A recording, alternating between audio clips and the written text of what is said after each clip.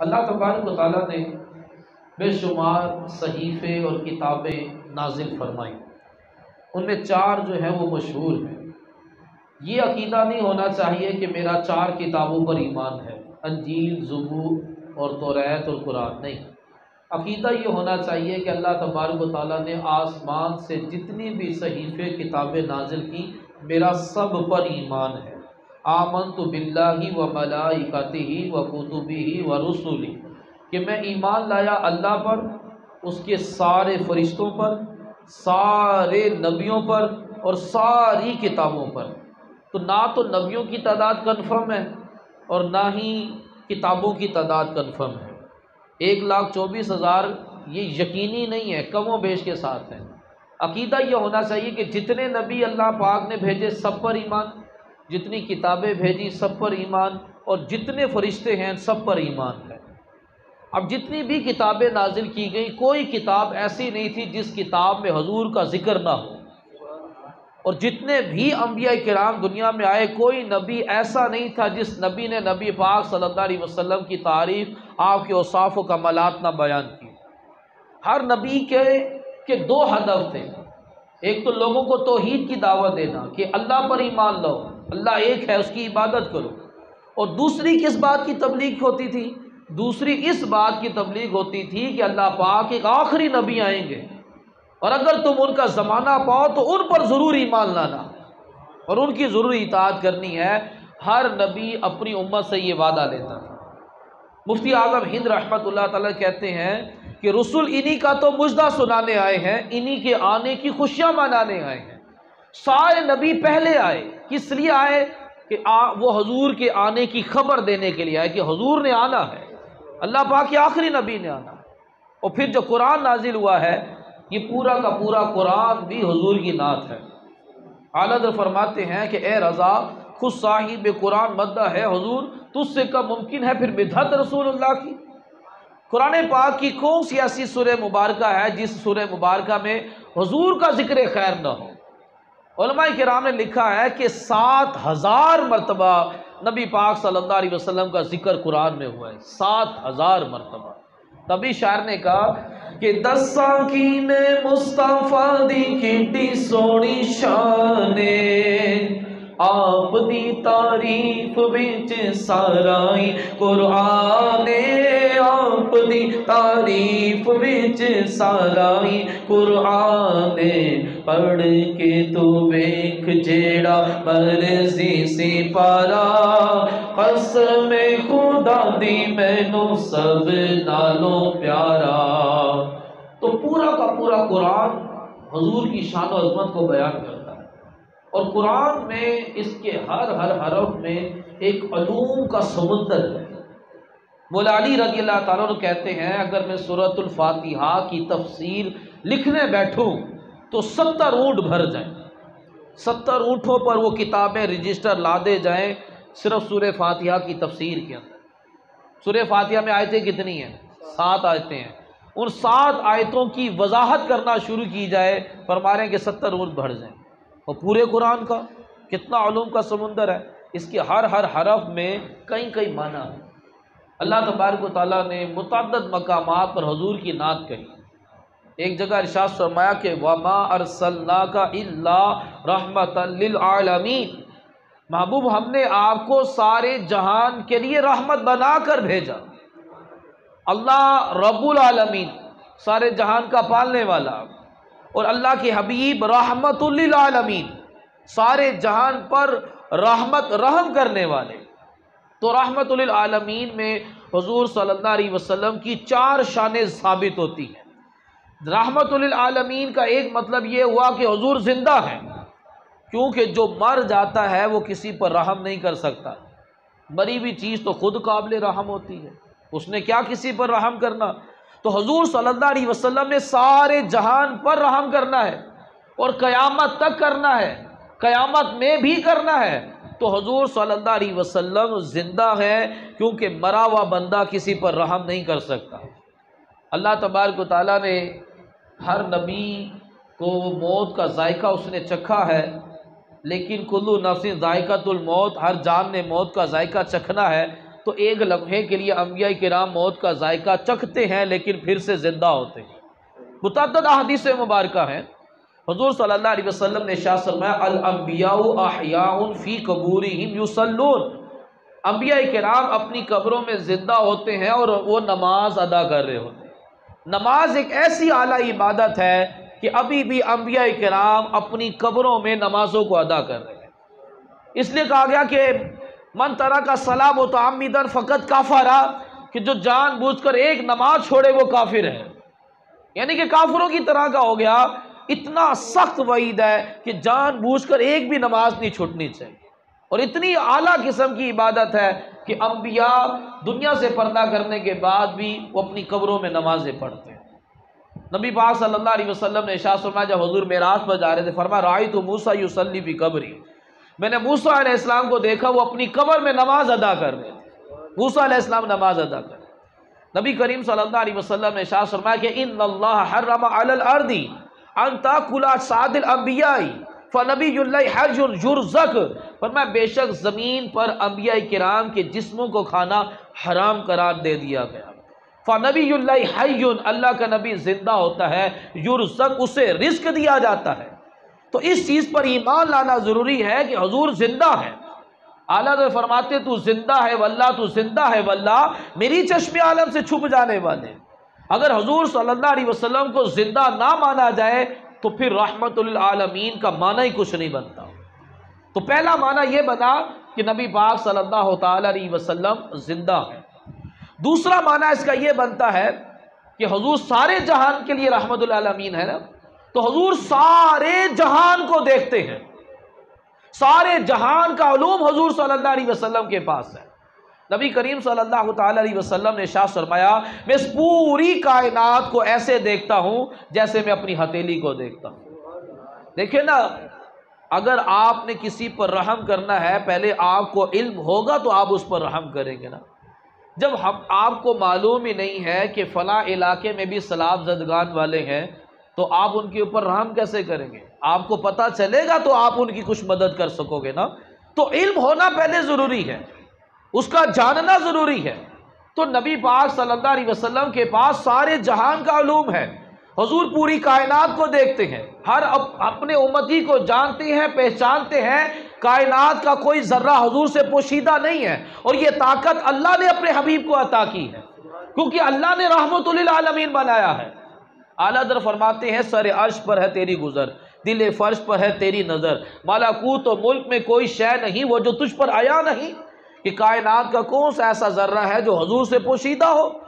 حضور سب جانتے ہیں۔ حضور فرماتے ہیں میں اس پتھر کو بھی جانتا ہوں جو میری بعثت سے پہلے مجھ پر سلام پڑھا کرتا تھا، فرمایا میں اس پتھر کو بھی جانتا ہوں۔ کس چیز کو حضور نہیں جانتے؟ تیسرا معنی اس کا یہ ہے کہ جو رحمت للعالمین ہے ان کو سارے جہان کے لیے رحمت للعالمین ہے، سارے جہان میں جاننے کی طاقت بھی ہونی چاہیے۔ لیکن چلیں آپ کو پتہ چل گیا کہ فلاں علاقے میں سیلاب زدگان ہیں، نہ تو وہاں بائی روڈ جا سکتے ہیں آپ، نہ تو آپ وہاں کشتی کے ذریعے جا سکتے ہیں کیونکہ درمیان میں کوئی پہاڑ وغیرہ ہیں، ہاں ہیلی کاپٹر کے ذریعے آپ جا سکتے ہیں، ہیلی کاپٹر آپ کے پاس ہے نہیں۔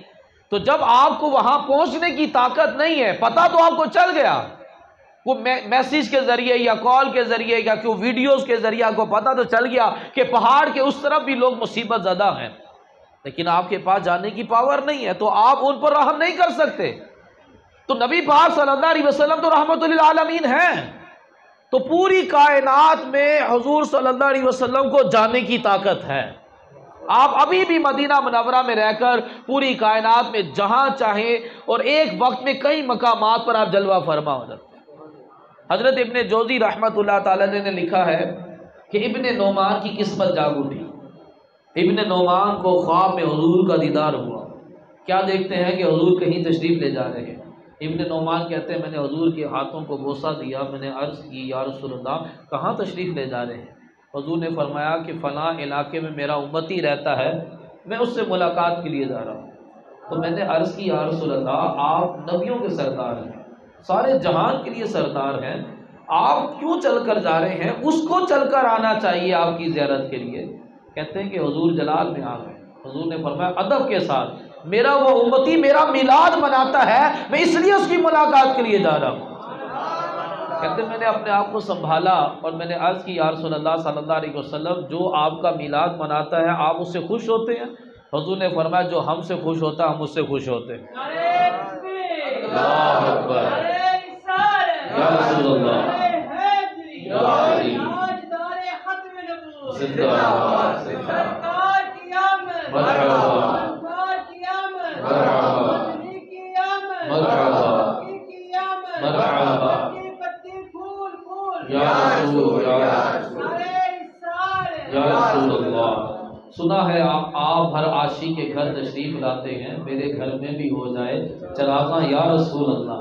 تو جس گھر میں حضور کا میلاد بڑے ذوق شوق کے ساتھ، ادب کے ساتھ، اخلاص کے ساتھ منایا جاتا ہے، حضور تشریف لاتے ہیں۔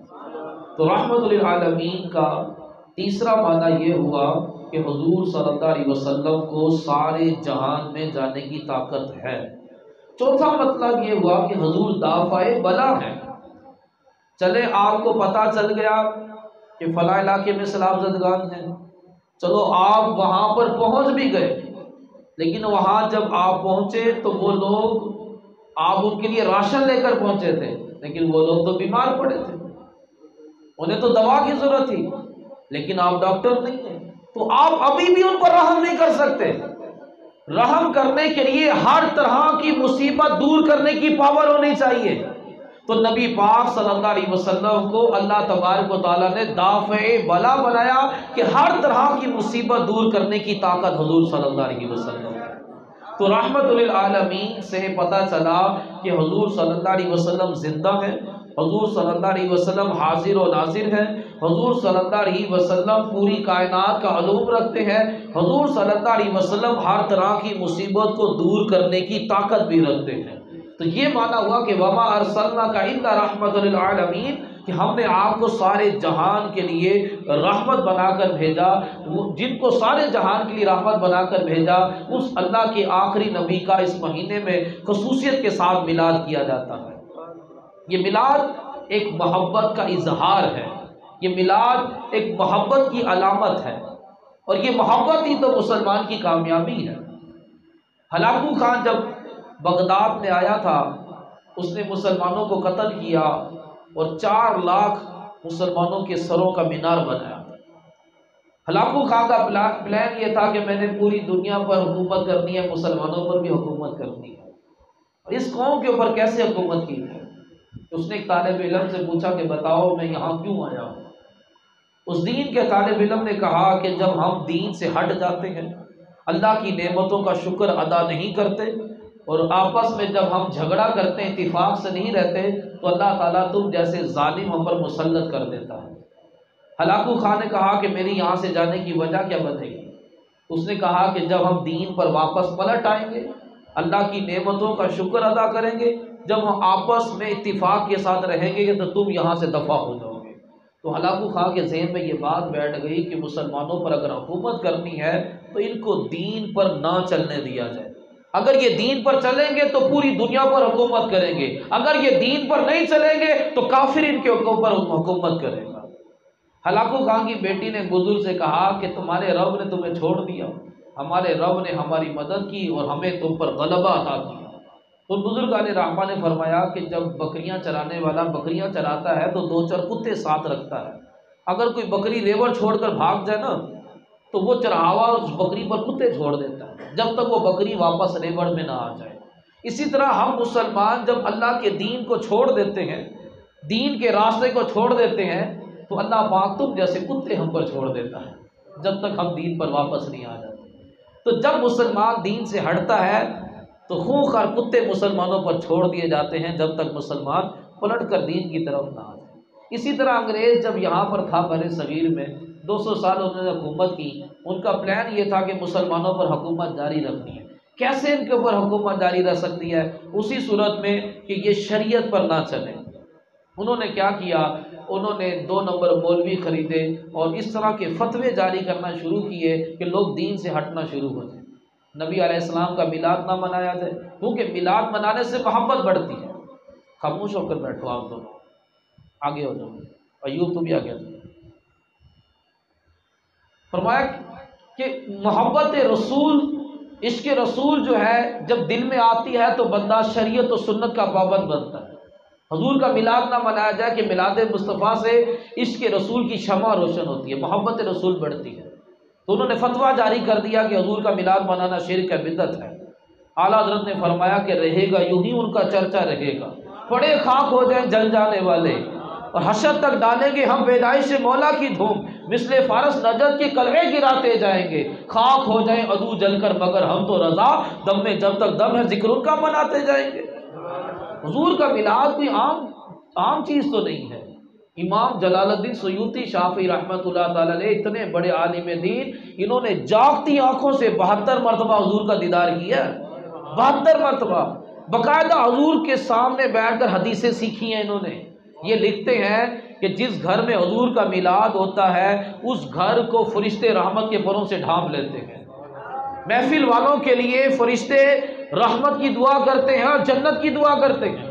جس گھر میں حضور کا میلاد ہوگا فرماتا کہ وہ گھر نہ ڈوبے گا، نہ وہ گھر جلے گا، اور نہ ہی اس گھر کے اندر نظر بد اور جادو ٹونا نصیب ہوگا۔ فرمایا جس گھر میں حضور کا میلاد ہوگا، امام کسلانی نے لکھا کہ 1 سال تک امن و امان رہے گا۔ جس گھر میں میلاد ہوتا وہ گھر ڈوب نہیں سکتا، جس گھر میں میلاد ہوتا وہ جل نہیں سکتا، جس گھر میں میلاد ہوگا اس گھر میں وبا داخل نہیں ہو سکتی۔ لکھا کہ اور بہت ساری آفات و بلیات سے وہ گھر محفوظ ہو جائے گا۔ جنید بغدادی رحمۃ اللہ تعالی نے لکھا کہ محفل میلاد میں آنے والوں کا ایمان مضبوط ہوگا۔ سری سکتی رحمۃ اللہ تعالی نے لکھا کہ میلاد منانے والے جنت میں حضور کے ساتھ جائیں گے۔ کہتے کیوں؟ کہتے محفل میلاد خاص حضور کی محبت کے لیے سجائی جاتی ہے، اور حضور کا فرمان ہے کہ من احبنی کان معی فی الجنہ، کہ جس نے مجھ سے محبت کی وہ میرے ساتھ جنت کے اندر داخل ہوگا۔ پھر سری سکتی رحمۃ اللہ تعالی نے لکھا اگر تمہارا کوئی جائز مقصد پورا نہ ہو رہا ہو، حضور کا میلاد کرو، مقصد پورا ہو جائے گا، دلی مراد پوری ہو جائے گی۔ ہماری فیملی میں ایک کی خواہش تھی کہ میرے ہاں بیٹا ہو جائے، بیٹیاں تھی بیٹا نہیں تھا۔ یہ یاد رکھیے گا کہ بیٹی پیدا ہونے پر افسوس کرنا کافروں کا طریقہ ہے، اور جس عورت کے ہاں پہلی بیٹی پیدا ہو حدیث میں ہے کہ وہ عورت برکت والی ہے، اور جس کے ہاں بیٹی پیدا ہو وہ اس کی پرورش کرے، تربیت کرے، اس کا نکاح کر دے، تو حضور نے فرمایا وہ میرے ساتھ جنت کے اندر داخل ہوگا۔ تو بیٹی پیدا ہونے پر افسوس نہیں کرنا چاہیے، بہرحال بیٹے کی خواہش کرنا جائز ہے۔ تو انہوں نے حضور کا میلاد کیا تو اسی سال اللہ نے کرم کیا، ان کو بیٹا عطا کر دیا۔ سری سختی رحمت اللہ تعالی نے لکھا کہ جائز مقصد کے لیے حضور کا میلاد کرو گے اللہ تبارک و تعالیٰ تمہاری مراد پوری کر دے گا۔ تو یہ انگریزوں کی سازش تھی کہ حضور کا میلاد نہ ہو، لیکن اپنی سازش میں ناکام رہے۔ پوری دنیا میں حضور کا میلاد ہو رہا ہے، پوری دنیا میں۔ آپ تو اب تو نیٹ پہ سرچ کر کے اب تو دنیا گلوبل ویلیج بن گئی ہے۔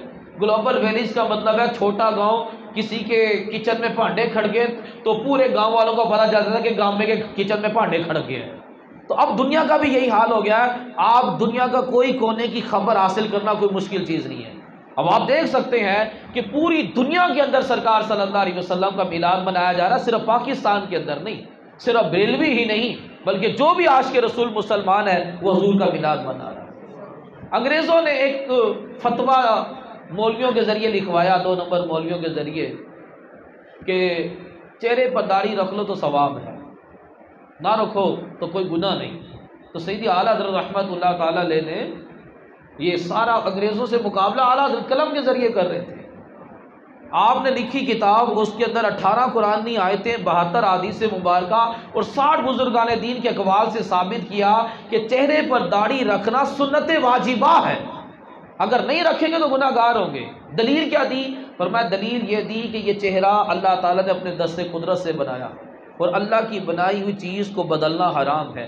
اللہ تعالیٰ نے مرد کے چہرے پر داڑھی اللہ نے بنائی ہے، یہ اپنے آپ نہیں نکل آئی، اگر اپنے آپ نکل آتی تو پھر عورت کے بھی نکلتی، مرد ہی کے کیوں نکلتی ہے؟ اللہ پاک نے مرد کے چہرے پر داڑھی بنائی ہے۔ اب جو اللہ اس کے چہرے پہ داڑھی بنا رہا ہے، یہ بلیڈ بنا کر اس کو نالی میں پھینک رہا ہے، تو یہ گناہ گار ہے، یہ مصلح کہلائے گا۔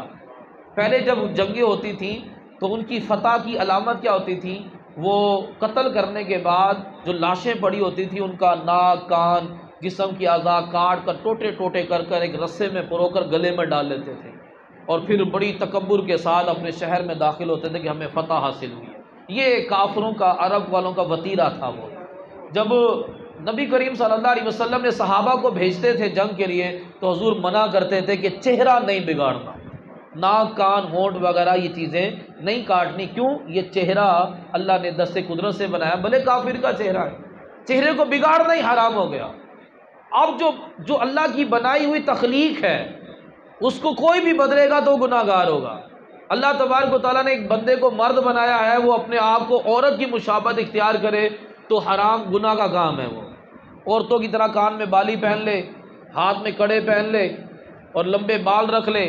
تو جس بندے نے کڑا پہنا ہوا ہے، کان میں بالی پہنی ہوئی ہے، لمبے بال رکھے ہوئے ہیں، وہ اگر نماز پڑھے تو اس کی نماز بھی قبول نہیں ہے. نماز اس کی مکر تحریمی واجب الاعادہ. ایک عموماً ہوتا ہے کہ عید والے دن یا شادی کے موقع پر کوئی چیچی انگلی پر مہندی لگا لیتا ہے یا تھوڑی بہت مہندی لگا لیتے ہیں شادی پر. ایک شخص کو حضور نے مہندی لگے ہوئے دیکھا، فرمایا اس کو مدینے سے باہر نکال دو. بالکل برداشت نہیں کیا. یہ مرد ہے، مرد ہو کر مہندی کیوں لگا رہا؟ مہندی لگانا تو عورتوں کا کام ہے. فرمایا اس کو مدینے سے باہر نکال دو.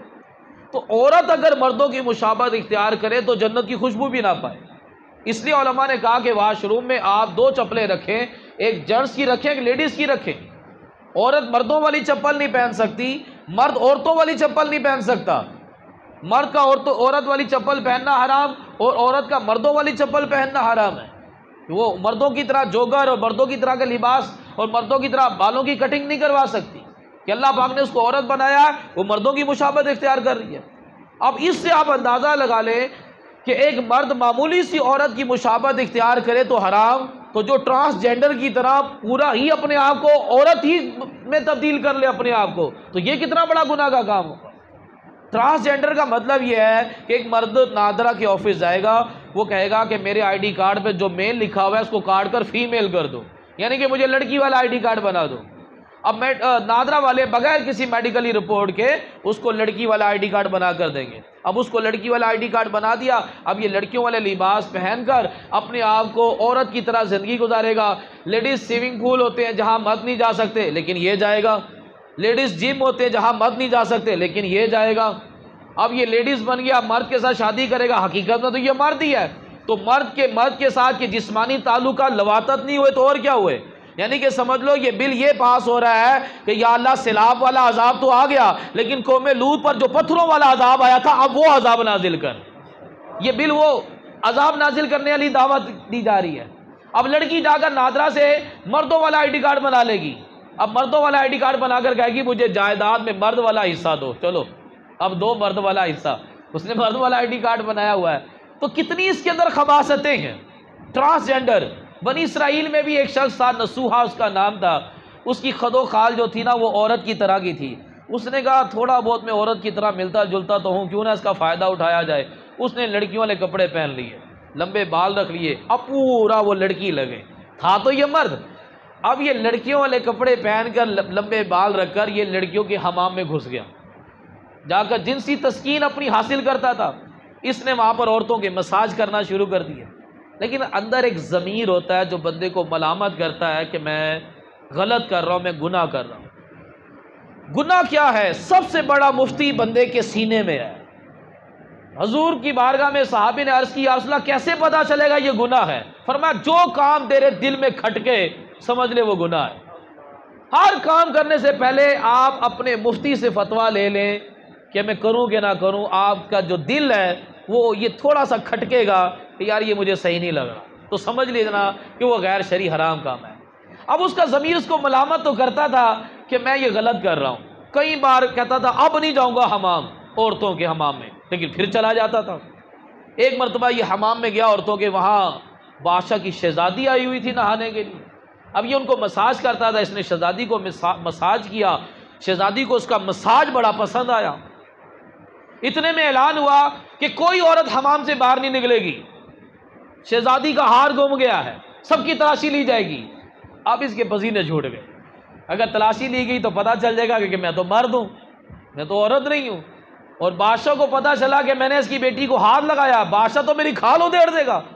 اب یہ اندر ہی اندر گڑ گڑانے لگا، رونے لگا، یا اللہ آج مجھے بچا لے، آج کے بعد یہ حرام کام نہیں کروں گا، ٹرانسجینڈر والا کام نہیں کروں گا. تو یہ دل ہی دل میں دعا مانگ رہا تھا. تو اللہ کریم ہے، جب دل سے دعا مانگی جائے تو یوں قبول ہوتی ہے. تو فوراً اعلان ہو گیا کہ شہزادی کا ہار مل گیا ہے۔ اس کی آنکھوں سے آنسو جاری ہو گئے کہ رب کریم نے اتنی جلدی میری دعا قبول کی، اور میرے رب نے مجھے بادشاہ سے بچا لیا، اب میں اپنے رب کی نافرمانی نہیں کروں گا۔ حمام سے باہر نکل آیا اور اپنے گھر میں عبادت میں مصروف ہو گیا۔ لیکن اس کا مساج بڑا مشہور تھا کہ بڑا بہترین مساج کرتی ہے، لیکن تھا تو یہ مرد، تو عورتیں اس کو بلاتی لیکن یہ نہیں جاتا تھا۔ ایک دن شہزادی نے اس کو بلا لیا، اب تو اس کو جانا پڑنا تھا کہ شہزادی نے بلایا۔ اب اس نے کہا کروں تو کروں کیا، اس گناہ سے بچنے کا حل یہی ہے کہ یہاں سے ہجرت کر جاؤ۔ جو گناہ سے بچنے کے لیے ایک بالغ ہجرت کرتا ہے وہ ابراہیم علیہ السلام کے ساتھ جنت میں داخل ہوگا۔ اس نے وہاں سے بھاگ گیا اور دور کسی جنگل بیابان میں عبادت میں مصروف ہو گیا۔ وہاں ایک بھینس آ گئی، اس نے کہا پتہ نہیں کس کی بھینس گم گئی ہے۔ اس نے اس کو کہا چلو میں اس کی رکھوالی کرتا ہوں، جب کوئی آئے گا لینے کے لیے میں اس کی بھینس اس کے حوالے کر دوں گا۔ اب وہ بھینس کو اس نے سنبھال لیا۔ تاجروں کا ایک قافلہ گزرا وہاں سے، تو یہ وہاں عبادت میں مصروف تھا۔ تاجر کہنے لگے ہم بھوک پیاس سے مر رہے ہیں، تمہارے پاس کچھ ہے تو ہمیں دو، ہم نے بھی بڑی دور کا سفر ہے، ہمیں کچھ نہیں مل رہا۔ اس نے فوراً بھینس کا دودھ دھویا اور سارے تاجروں کو دودھ پلایا۔ تاجروں کی جان میں جان آئی، تاجر بڑے خوش ہوئے، سب نے اس کو کچھ نہ کچھ رقم دی۔ اس کے پاس رقم کا ایک ڈھیر لگ گیا۔ اب یہ نصوحہ کہنے لگا میں نے یہ رقم کیا کرنی، چلو ایسا کرتا ہوں یہاں سے مسافر گزرتے ہیں پیاسے ہوتے ہیں، چلو ان کے لیے کنواں کھدوا لیتا ہوں۔ اس نے وہاں کنواں کھدوا لیا۔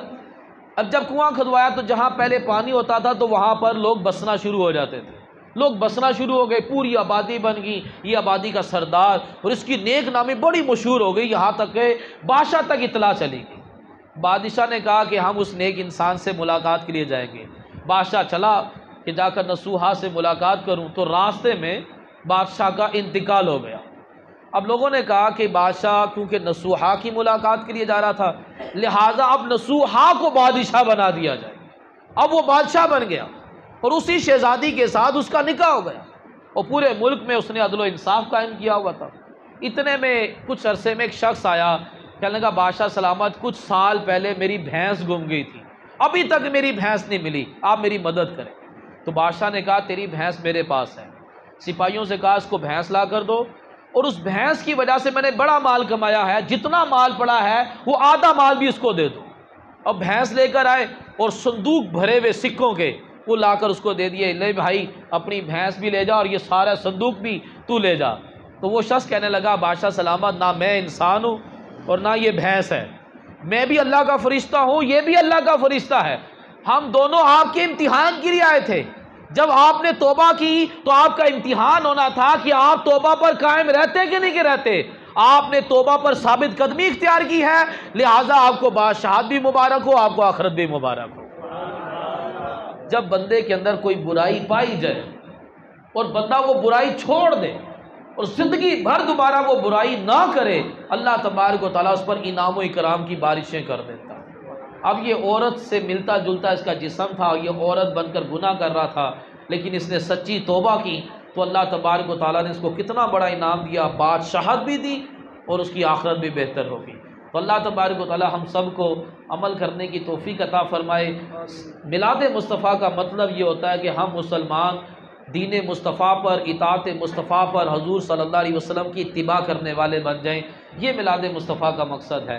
اور یہ جو بل پاس کیے جا رہے ہیں یہ انگریزوں کا آج کا نہیں، یہ بہت سال پہلے کا پلان ہے کہ مسلمان اپنے دین پر عمل نہ کریں، بھلے اپنے آپ کو مسلمان کہیں، کیونکہ حضور نے فرمایا شیطان مایوس ہو گیا ہے کہ وہ تم سے بتوں کی عبادت کروائے۔ شیطان اس بات سے مایوس ہو گیا ہے کہ اب تم کسی بت کے آگے کبھی نہیں جھکو گے، تم کبھی کسی بت کو خدا نہیں مانو گے۔ شیطان مایوس ہو گیا ہے، پھر اب شیطان کیا کرے، کیونکہ انہوں نے اب شرک تو کرنا نہیں، تو اب وہ شیطان کیا کرتا ہے، یا تو ان کو آپس میں لڑوایا جائے اور ان کو ان کے دین پر چلنے نہ دیا جائے۔ تو وہی یہ کبھی میرا جسم میری مرضی کے والے جلوس باہر نکالے جاتے ہیں، تو کبھی عجیب و غریب قسم کے بل پاس کروائے جاتے ہیں۔ مین کافروں کا ٹارگٹ کیا ہے، بھلے یہ مسلمان سے کافر تو نہیں ہو رہے لیکن یہ اپنے دین پر نہ چلیں، یہ اپنے دین پر نہیں چلیں گے، ہمارے غلام بن کر رہیں گے۔ اگر یہ اپنے دین پر چل پڑے تو یہ ہمارے اوپر حکومت کریں گے۔ تو میرے محترم اسلام بھائیوں، ہماری کامیابی دین پر چلنے پر ہے۔ آپ جتنے مرضی ایٹم بم بنا لیں، جتنے مرضی آپ ایٹمی پاور بن جائے، جو مرضی بن جائیں، اگر عشق رسول اور اتباع رسول نہ ہو تو کامیابی کبھی بھی نہیں ملے گی۔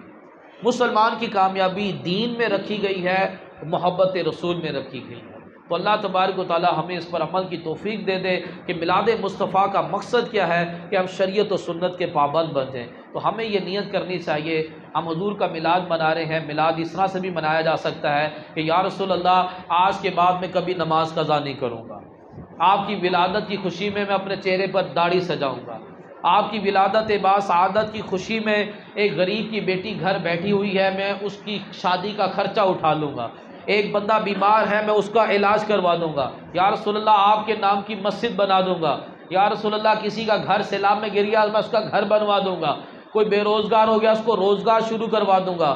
بھائی اس طرح سے بھی میلاد منایا جا سکتا ہے۔ خالی یہ کوئی طریقہ نہیں ہے کہ 12 ربیع الاول کو عورتیں بے پردہ باہر آ جائیں، تو کہیں پٹھورے چل رہے ہیں، تو کہیں دہی بلے چل رہے ہیں، تو کہیں قوالیاں ہو رہی ہیں، تو کہیں گانے باجے ہو رہے ہیں، تو کہیں ڈانس کے مقابلے ہو رہے ہیں۔ یہ 12 ربیع الاول کی بہت بڑی توہین ہے، یہ ولادت مصطفیٰ والے دن کی گستاخی ہے، توہین ہے، اس دن کو ناپاک کیا جا رہا ہے۔ یہ بے حیائی کے معاملہ سے پتہ نہیں اس قوم کو کیا ہو گیا ہے کہ ناچ گانا انہوں نے اپنا مقصد حیات سمجھ لیا ہے۔ بچہ پیدا ہو ناچ گانا، سالگرہ ہو ناچ گانا، منگنی ہو ناچ گانا، 12 ربیع الاول ہو ناچ گانا، عید الفطر ہو ناچ گانا، عید الاضحیٰ ہو ناچ گانا، ہر موقع پہ ناچ گانا کرنا۔ اتنا مبارک دن، اس دن بھی تم نے ناچ گانا کرنا ہے۔ حضور فرما رہے ہیں میں گانے باجے کے آلات توڑنے کے لیے آیا ہوں۔ وہ 12 ربیع الاول والے دن بڑے بڑے ڈیک لگا کر گانے چلا کر تو کوئی گرین ٹی کا لنگر چلا رہا ہے، تو کوئی پٹھورے چلا رہا ہے، وہ سمجھ رہا ہے میں بڑا ثواب کا کام کر رہا ہوں۔ یہ ثواب نہیں ہے، یہ نفسانی خواہش ہے، تم اپنی نفسانی خواہش پر عمل کر رہے ہو۔ اور یہ بھی کوئی طریقہ نہیں ہے کہ آپ اتنا بڑا ماڈل بنائے اور لوگوں کی گزرنے کی راستے کو بند کر دیں۔ نبی پاک صلی اللہ علیہ وسلم کی تعلیم تو یہ ہے کہ آپ چلنے والوں کے لیے راستہ کشادہ کرو، پتھر پڑا ہوا ہے تو سائڈ پہ کرو، اللہ تمہیں بخش دے گا۔ یہ تو کوئی طریقہ نہیں ہے کہ آپ حضور کی جشن ولادت اس طرح سے منا رہے ہیں کہ آپ نے لوگوں کے لیے چلنا دشوار کر دیا، یہ تو کوئی طریقہ نہیں۔ تو لوگوں کو ایک تو سمجھ نہیں ہے کہ ہم نے 12 ربیع الاول کیسے منانی ہے۔ تو دعوت اسلامی الحمدللہ پوری دنیا میں قرآن و سنت کی تعلیمات کو عام کر رہی ہے۔ آپ ضرور مدنی چینل دیکھا کریں، دعوت اسلامی کے اجتماع میں آئیں اور مدنی چینل کو دیکھتے رہیں تو انشاءاللہ عز و جل اس کی برکت سے پابند سنت بننے، گناہ سے نفرت کرنے اور ایمان کی حفاظت کے لیے کرنے کا ذہن بنے گا۔ اور ایک مشورہ میں آپ کو یہ ضرور دوں گا کہ ضرور کم سے کم مہینے میں ایک مرتبہ اپنے گھر میں محفل پاک ضرور کیا کریں۔ بڑی برکت ہوگی کہ جس گھر میں محفل میلاد ہوتی ہے 1 سال تک اس گھر میں امن و امان رہتا ہے۔ اسماعیل حقی رحمۃ اللہ تعالی نے تفسیر روح البیان میں لکھا جہاں حضور کا میلاد ہوتا ہے 1 سال تک وہاں رب کی رحمت کا نزول ہوتا ہے۔ ضروری نہیں محفل کرنے کے لیے آپ دیگ پکائیں، کوئی بڑے پروفیشنل نعت خواں بلائیں، آپ خود ہی گھر کے افراد بیٹھ جائیں، جو آپ کو حضور کی نعت آتی ہے کچھ درود و سلام پڑھ لیں، کوئی 3 مرتبہ سورہ اخلاص پڑھ لیں، بس ہوگی حضور کی محفل۔ آپ 12 مرتبہ درود پڑھ لیں، 3 مرتبہ سورہ اخلاص پڑھ لیں، میلاد ہو گیا۔ اس طرح بھی میلاد ہو سکتا ہے، لیکن کریں ضرور، تو انشاءاللہ اس کی برکت ہو۔